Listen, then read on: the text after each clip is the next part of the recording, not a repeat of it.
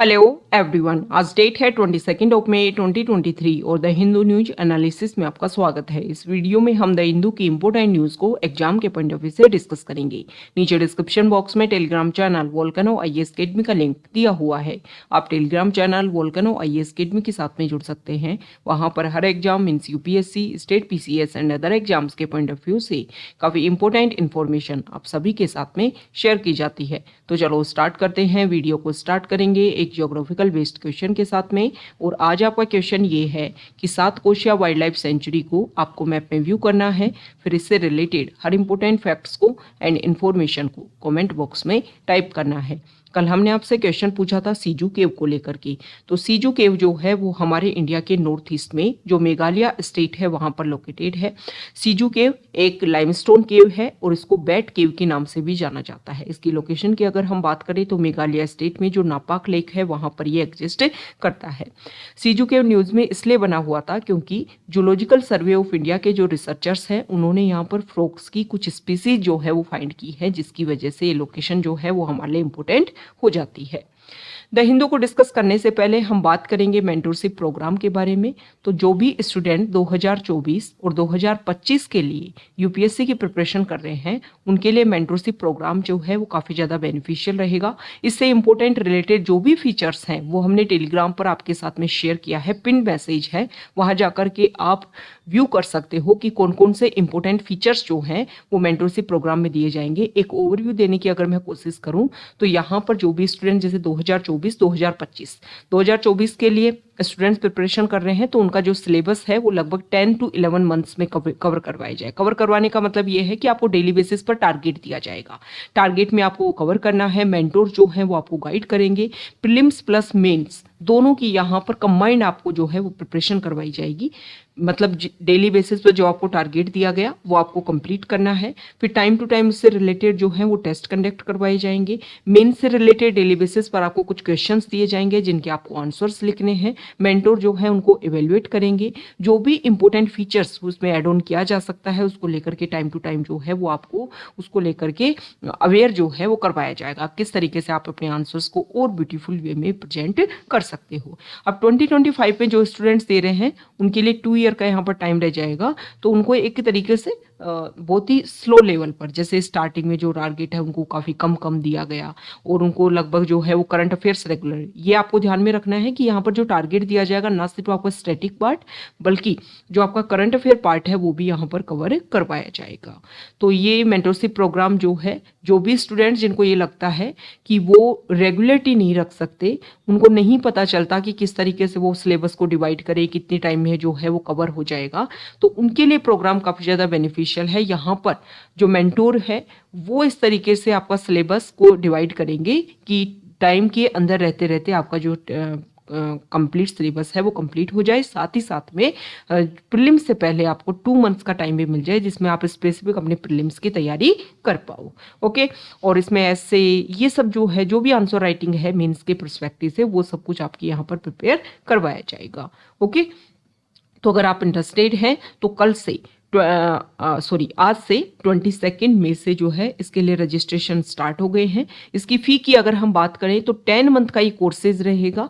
इसकी फ़ी जो 10,000 है नॉर्मली चार्जेस, लेकिन जो अर्ली स्टूडेंट है, जैसे कि हमने जो हमारा जो कोर्स का स्ट्रक्चर रखा है वो ओनली 30 स्टूडेंट के लिए रखा है।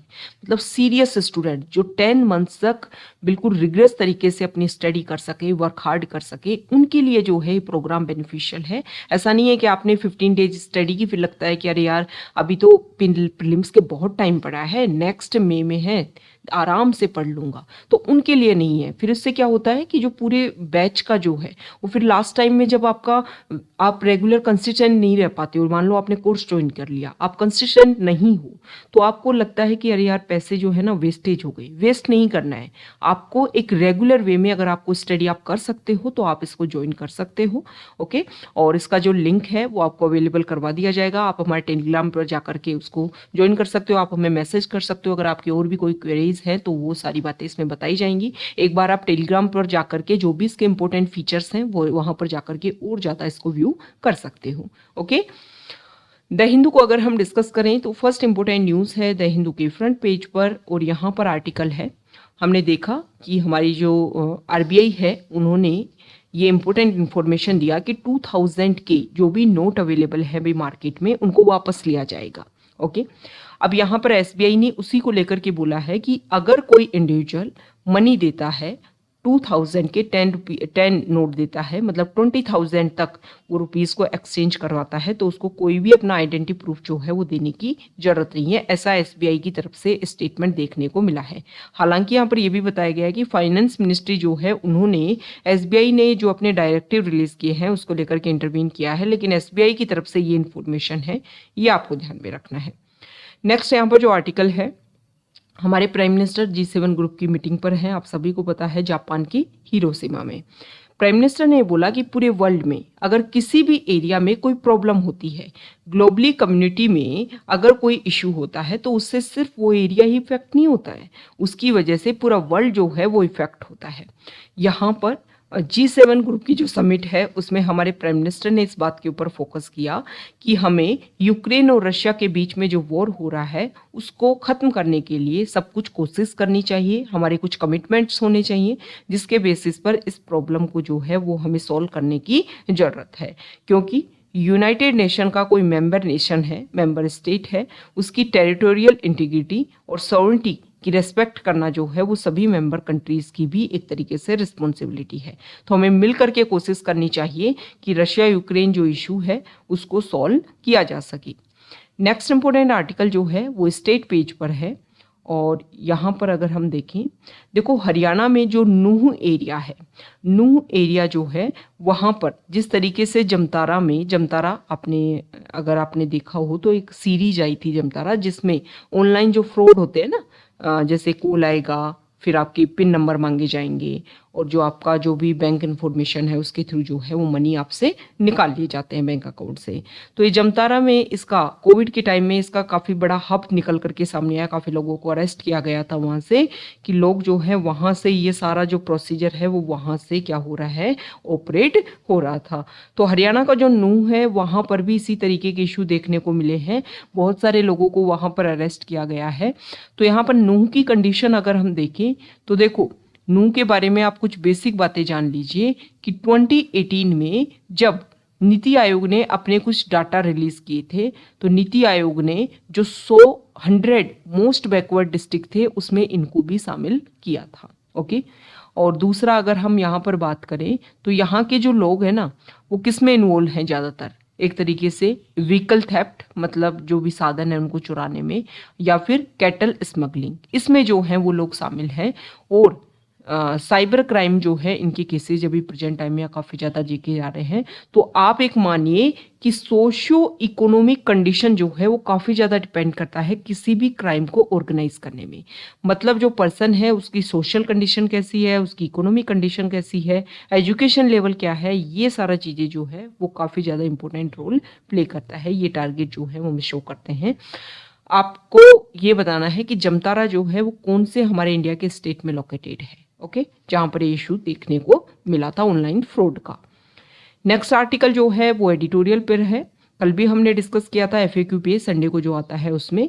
एक तो दिल्ली को लेकर के जो इशू है और एक जल्लीकट्टू को लेकर के। जल्लीकट्टू को लेकर के यहाँ पर राइटर ने एक बात बोली है कि जुडिशरी ने क्या किया, 2014 में जो सुप्रीम कोर्ट है उन्होंने बैन कर दिया जल्लीकट्टू को लेकर के। ओके, क्योंकि जो सेंट्रल गवर्नमेंट है उन्होंने जो बुल है उनको एनिमल कैटेगरी में डाल दिया था, तो उनके खिलाफ में जो भी इशू होते थे यहाँ पर जल्लीकट्टू गेम में, उसको लेकर के रेगुलेट करने की कोशिश की गई। हालांकि 2017 में काफ़ी ज़्यादा प्रोटेस्ट हुआ, और फिर जो वहाँ की स्टेट गवर्नमेंट है उन्होंने 1960 का जो एक्ट है उसमें किया चेंजेज। अब चेंजेस करने के बेसिस पर उन्होंने बोला कि हम जल्लीकट्टू को ऑर्गेनाइज तो करेंगे, हालांकि जो एनिमल्स के खिलाफ में जो एट्रोसिटी है उसको हम कम करने की कोशिश कर, मतलब मेन क्राइटेरिया ये रखा गया कि एक हेल्दी एनवायरनमेंट के थ्रू जो है ये स्पोर्ट्स खेला जाएगा। इसको रेगुलर किया गया स्टेट ने। फिर भी ये जुडिशरी में क्वेश्चन चल रहा था, अब जुडिशरी जो है उन्होंने वैलिडेट कर दिया है कि ये तमिल का कल्चर है, ट्रेडिशन है, इसको बंद नहीं किया जा सकता है, इसको रेगुलर किया जा सकता है। हालांकि कोशिश ये करनी है कि जिन पॉइंट्स के ऊपर रखा गया था कि हम क्या करेंगे, जो भी एनिमल के खिलाफ में जो भी इशू है उनको हम सॉल्व करने की कोशिश करेंगे, उन इश्यूज को हम टैकल करने की कोशिश करेंगे। तो इसके ऊपर जो है वो हमें फोकस करना है, ताकि लोगों की जो कल्चरल सेंटिमेंट है वो भी बने रहे, और वो एक्टिविस्ट जो ह्यूमन राइट्स के लिए लड़ रहे हैं उनकी भी जो सेंटिमेंट्स हैं वो बनी रहें। यहाँ पर जो आर्टिकल है वो दिल्ली को लेकर के है। देखो, इसके बारे में अभी हम न्यूज़ पेज पर भी डिस्कस करेंगे। दिल्ली में क्या हुआ, दिल्ली में बहुत बड़ा, ऐसा नहीं है कि प्रेजेंट टाइम का इशू है, काफ़ी टाइम से ये इशू देखने को मिला। जब भी सेंट्रल गवर्नमेंट और दिल्ली में अलग अलग जो पार्टी की गवर्नमेंट है, तो एक क्लैश जो है काफ़ी देखने को मिला, क्योंकि दिल्ली में लेजिस्लेटिव असेंबली है लेकिन ये एक यूनियन टेरिटरी है, और 3 important points, public order, police and land, इसके ऊपर जो क्राइटेरिया है वो सेंट्रल गवर्नमेंट का है, और सेंट्रल गवर्नमेंट जो है वो इनडायरेक्टली एलजी को यहाँ पर पावरफुल बनाती है। तो अभी क्या हुआ, जुडिशरी ने ये बोला कि देखो यहाँ पर जो ऑफिसर्स हैं उनका अपॉइंटमेंट, उनका ट्रांसफर ये करने की पावर जो है उसकी लेजिस्लेचर और एग्जीक्यूटिव पावर है दिल्ली गवर्नमेंट के पास में। लेकिन अभी क्या किया है, सेंट्रल गवर्नमेंट ने एक ऑर्डिनेंस पास किया है, और ऑर्डिनेंस में ये बात बोली गई है कि दिल्ली में जो भी ऑफिसर्स हैं उनके अपॉइंटमेंट और उनके ट्रांसफर को लेकर के एक नेशनल कैपिटल लेवल की एक सर्विस जो है वो बनाने की कोशिश की जा रही है, उसके लिए एक ऑर्डिनेंस पास किया गया है। तो यहाँ पर जो राइटर है उन्होंने ये बोला है कि देखो ये प्रॉब्लम जो है ना, क्योंकि दिल्ली को ये मानना चाहिए कि दिल्ली जो है वो एक यूटी है, उसको कंप्लीट पावर जो है वो वहाँ पर नहीं मिल सकती। ये लेजिस्लेटिव असेंबली जहाँ पर भी प्रेजेंट है दिल्ली यूटी में, वहाँ पर ये माना जाना चाहिए कि उनके ऊपर मोर पावरफुल जो है वो सेंट्रल गवर्नमेंट है, उनके पास में कंप्लीट स्टेट वाला जो स्टेटस है वो नहीं है। तो ये प्रॉब्लम जो है ऐसा नहीं है कि प्रेजेंट टाइम में ही देखने को मिलती है। 69th अमेंडमेंट एक्ट के थ्रू जब ये प्रोसीजर एस्टेब्लिश किया गया था, दिल्ली में लेजिस्लेटिव असेंबली एस्टेब्लिश की जाएगी, तब से ही ये इशू जो है वो देखने को मिल रहा है। तो यहाँ पर जो भी प्रॉब्लम है उसको कोऑपरेशन के थ्रू जो है वो सॉल्व किया जा सकता है, क्योंकि ये जो भी पावर विलिंग जो प्रोसीजर चल रहा है इसकी वजह से डेमोक्रेसी और फेडरलिज्म, ये जो इम्पोर्टेंट पॉइंट हैं जो सबसे ज़्यादा इनको थ्रेटन देखने को मिल रही है। नेक्स्ट इम्पोर्टेंट आर्टिकल है, देखो, राइट टू एजुकेशन एक्ट जो है वो कब आया, 2019 में, मतलब 14 ईयर कंप्लीट हो गए हैं उनको। और इसमें क्या डिसाइड किया गया था कि 14 ईयर के जो बच्चे हैं उन तक जो है वो उनको बेसिक एलिमेंट्री एजुकेशन जो है उनकी कंप्लीट करवाई जाएगी।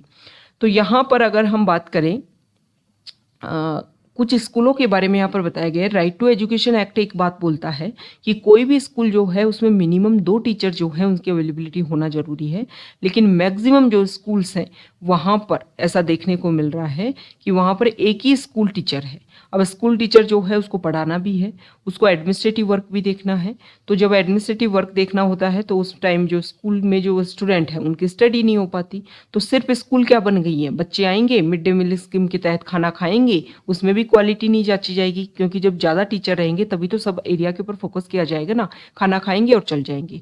कोविड के बाद में हमने देखा है कि अगर एजुकेशन लेवल पर हमने फोकस नहीं किया, क्योंकि ये जो 2-3 इयर्स का जो गैप देखने को मिला है जिसकी वजह से लोगों में काफ़ी basic skill, numeracy, reading, writing, ये इशू जो है वो काफ़ी ज़्यादा देखने को मिल रहा है।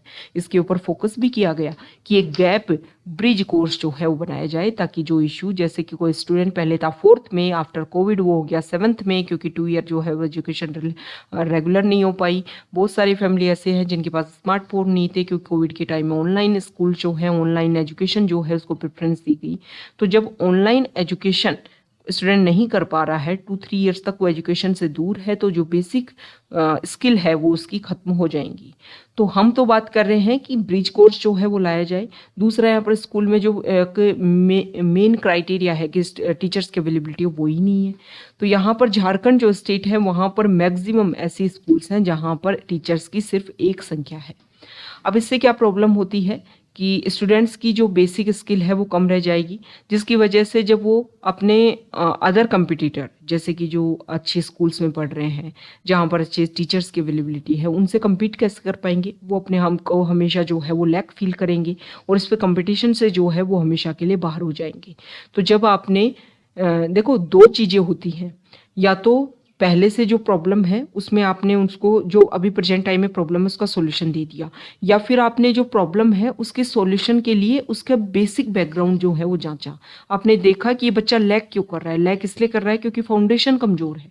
तो आपने एजुकेशन सिस्टम को ही इतना अच्छा कर दिया कि बच्चे जो हैं वो ईजिली जो है वो कम्पीट कर पाए। तो एक हेल्दी कंपटीशन होगा, हेल्दी एनवायरनमेंट होगा, बहुत सारे हमारे इंपॉर्टेंट ब्रेन जो हैं जो आगे ही नहीं बढ़ पाते वो आगे आएंगे, और हमारी सोसाइटी को काफ़ी अच्छे जो है वो ब्रिलियंट पर्सन मिलेंगे, काफ़ी ज़्यादा प्रॉब्लम का सॉल्यूशन जो है वो इजीली देखने को मिलेगा। तो यहाँ पर मेन टारगेट ये है कि राइट टू एजुकेशन एक्ट के लिए जो कोशिश की गई थी 20 ईयर्स पहले, जो वेव चली थी कि राइट टू एजुकेशन जो है वो दिया जाना चाहिए, अभी सेकेंड वेव की ज़रूरत है। सेकेंड वेव की क्या, कि जो स्कूल का इंफ्रास्ट्रक्चर जो है, जो बेसिक नेसेसिटीज जो है वो कंप्लीट वहाँ पर होनी चाहिए। ओके,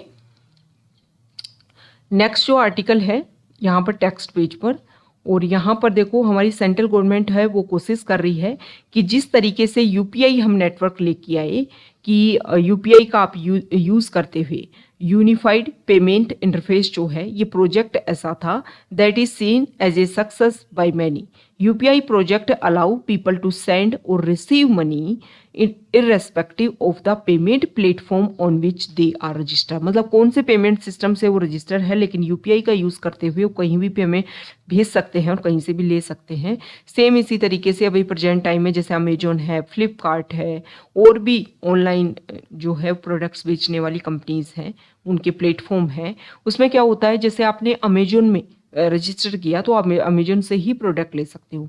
अभी गवर्नमेंट क्या सोच रही है कि एक ओपन नेटवर्क बनाया जाए, जैसे यूपीआई बनाया था कि कहीं पर भी आप रजिस्टर्ड हो लेकिन कहीं से पैसे ले सकते हो, कहीं भी पैसे भेज सकते हो। इसी तरीके से हम कॉमर्स सिस्टम को भी इस तरीके से एस्टेब्लिश करें, ये जो भी ऑनलाइन कंपनीज हैं उनको हम एक ओपन प्लेटफॉर्म उनके लिए बना दें कि एक पर्सन अगर एक कंपनी में भी कहीं अपने आप को रजिस्टर कर रहा है लेकिन वो सभी जगह एक्सेस कर सकता है।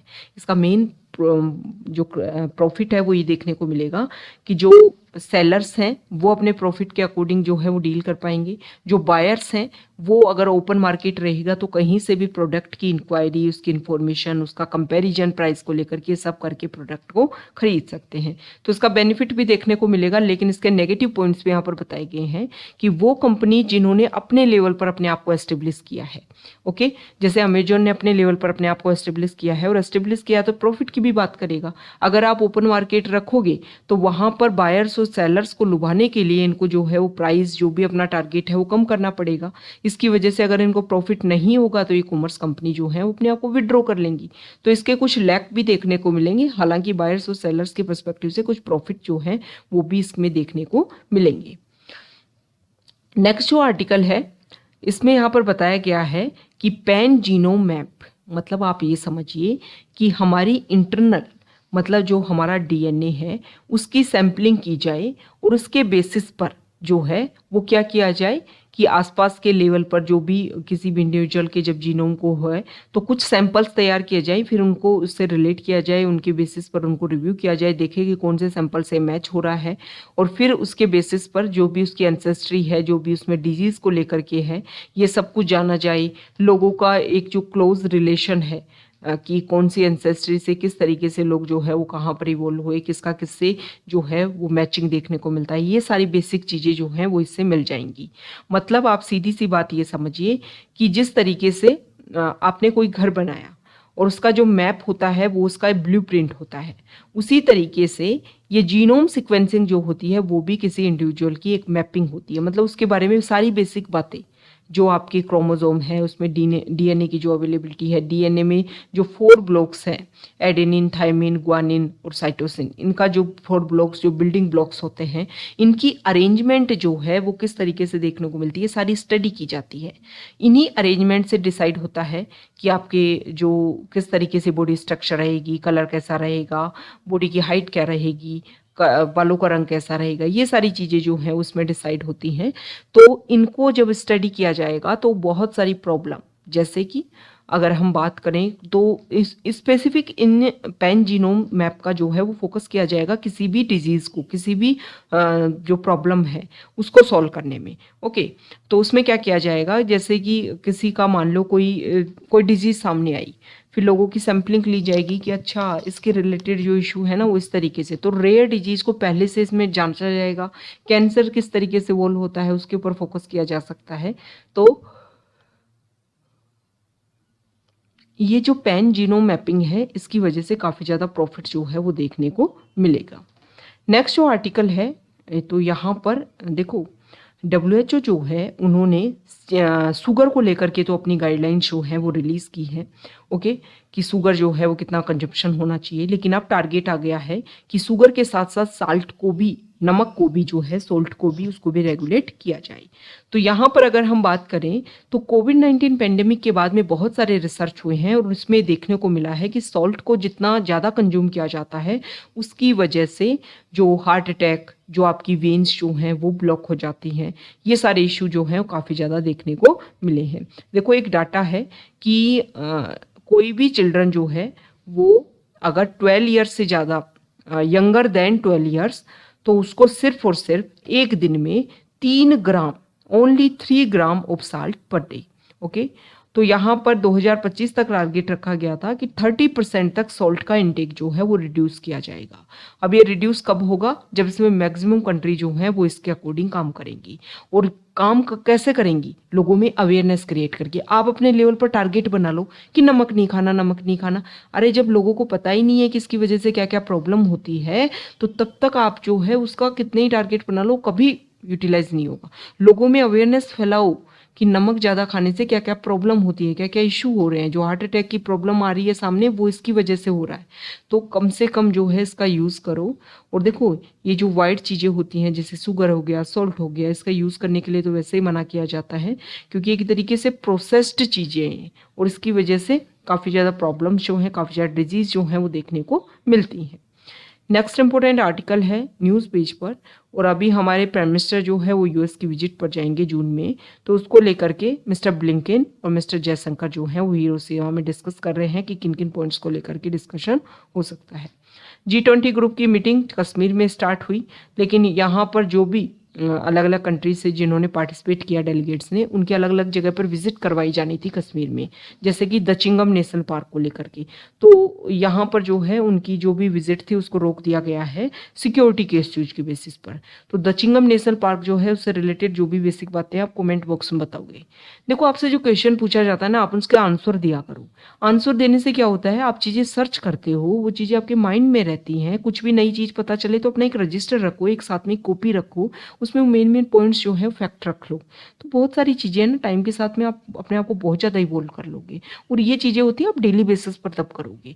तो जो भी मैं आपसे क्वेश्चन पूछती हूँ आप उसको सर्च किया करो, आप उसके बारे में आंसर लिखने की कोशिश किया करो। और अगर आपको कोई बात पहली बार पता चल रही है, जैसे पहले से पता है तो फिर बात अलग है, अगर पहली बार पता चल रही है तो आप उसको राइट डाउन करो, क्योंकि धीरे धीरे इसी तरीके से जो नॉलेज जो है ना वो इंक्रीज होती है। ओके, नेक्स्ट इंपॉर्टेंट आर्टिकल जो है, तो देखो यहाँ पर मणिपुर में जो इशू देखने को मिला, तो उसमें क्या हुआ है, कुकी कम्युनिटी जो है उन्होंने बोला है कि 2008 में हमारे साथ में डिस्कशन हुआ था कि हमें भी इक्वल पॉलिटिकल स्टेटस दिया जाएगा, हमें भी जो है वो कुछ एक्स्ट्रा बेनिफिट देखने को मिलेगी, वो हमें नहीं दिए जा रहे हैं बल्कि हमें मणिपुर से सेपरेट करने की कोशिश की जा रही है। तो हम जो है जो भी हमारी डिमांड है उसको हम चाहते हैं कि कंप्लीट किया जाए। नेक्स्ट जो यहाँ पर आर्टिकल है, देखो रिवर गंगा जो है उसको रिजुवनेट करने के लिए जो प्रोसीजर है वो काफ़ी ओल्ड टाइम से कोशिश की जा रही है। तो इसी के लिए गंगा के जो गार्जियंस हैं, मतलब गंगा प्रहरी जो हैं, वो यहाँ पर अलग अलग लेवल पर अलग अलग एरिया कवर करते हैं, लोगों को यहाँ पर अपॉइंट किया गया है।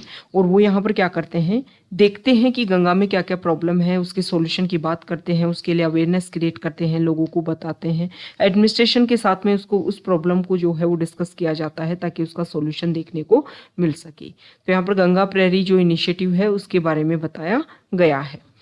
नेक्स्ट यहाँ पर जो आर्टिकल है, जो अभी सेंट्रल गवर्नमेंट ने जो ऑर्डिनेंस लाए हैं वो, कि दिल्ली में अगर जो सर्विसेज है उसको किस तरीके से रेगुलेट किया जाए, तो उसके लिए उन्होंने एक अथॉरिटी बनाने की बात की है, national capital civil service authority. तो यहाँ पर दिल्ली के सीएम जो है वो चाह रहे हैं कि सेंट्रल गवर्नमेंट ये अथॉरिटी ना लाए, क्योंकि इस अथॉरिटी में एक तो सीएम होंगे दिल्ली के, दूसरे जो हैं वो सेक्रेटरी लेवल होंगे 2%। ओके, और इन सेक्रेटरी की अपॉइंटमेंट कौन करेगा? Central government. तो यहाँ पर रिजल्ट जो है वो देखने को नहीं मिलेगा, क्योंकि मेजोरिटी में रहेंगे सेंट्रल गवर्नमेंट के इन्फ्लुएंस में। और ये जो अथॉरिटी बनाने की बात की है ना सेंट्रल गवर्नमेंट है, उसमें मेन प्रायोरिटी किसको दी दी है? एलजी को, कि एलजी के पास में मोर पावरफुल है। तो यहाँ पर दिल्ली के सीएम क्या कर रहे हैं कि अलग अलग जो अपोजिशन पार्टी है उनके साथ में मिल करके वो चाह रहे हैं कि राज्यसभा में, क्योंकि ऑर्डिनेंस जब लाया जाता है, कब लाया जाता है? जब पार्लियामेंट, सेंटर में पार्लियामेंट सेशन में ना हो, और अगर स्टेट में लाया जा रहा है तो स्टेट में लेजिस्लेटिव असेंबली जो है वो सेशन में ना हो। लेकिन जैसे ही सेशन में आएगी उस ऑर्डिनेंस को रखा जाएगा किसके सामने? लोकसभा राज्यसभा के सामने, और उस ऑर्डिनेंस को जो है वो पास करवाना होता है। तो देखो लोकसभा में तो मेजोरिटी है किसके पास में? एनडीए गवर्नमेंट के पास में। ओके, लेकिन राज्यसभा में जो है वो चाहते हैं कि अगर अपोजिशन पार्टी जो है वो सभी मिल जाएं तो इस ऑर्डिनेंस को जो है वो रिजेक्ट करवाया जा सकता है। तो इसी को लेकर के दिल्ली के सीएम जो है वो अलग अलग अपोजिशन पार्टी अलग अलग स्टेट में जो है उनसे मिल रहे हैं, कांग्रेस पार्टी से वो मिल करके इस इश्यू को टैकल करने की कोशिश करवाना चाह रहे हैं। तो ये आज का हमारा द हिंदू न्यूज़पेपर का डिस्कशन था। अगर आप यहाँ तक आए हैं, वीडियो आपको अच्छा लगा है तो प्लीज़ वीडियो को लाइक कीजिए, शेयर कीजिए और चैनल को सब्सक्राइब कीजिए। Okay, thank you.